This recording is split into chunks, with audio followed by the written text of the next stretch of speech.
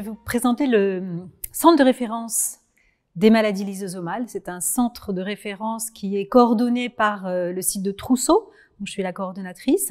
Et puis, il y a un certain nombre de centres de référence répartis sur le territoire et de centres de compétences. Donc, sur les centres de référence, historiquement, il y avait bien sûr le centre de Beaujon, avec Dr Yann Guyenne, le centre de Pitié-Salpêtrière avec Dr Yann Nadjar, le centre de la Croix-Saint-Simon, Dr Olivier Lidov.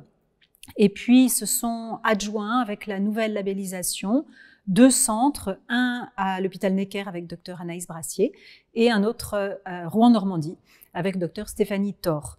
Dans les centres de référence, nous ont rejoint aussi un centre plus spécialisé en maladies de Fabry, qui est celui du professeur Dominique Germain à Garches.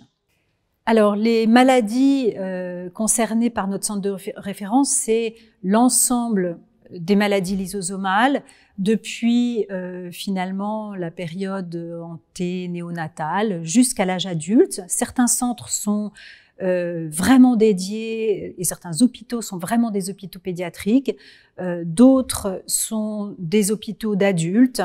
Et donc, on essaie d'organiser au mieux aussi la transition de ces patients depuis leur centre de référence pédiatrique jusqu'à leur centre de référence adulte, afin qu'il n'y ait pas de rupture de prise en charge.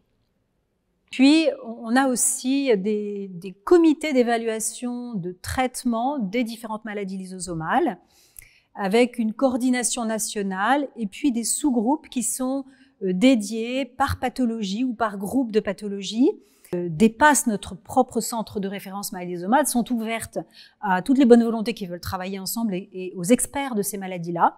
En particulier, donc, il y a un CET pour la maladie de Fabry, pour la maladie de Pompe, pour la maladie de Gaucher, et ensuite un CET pour les mucopolysaccharidoses, pour les lipidoses viscérales, pour les neurolipidoses.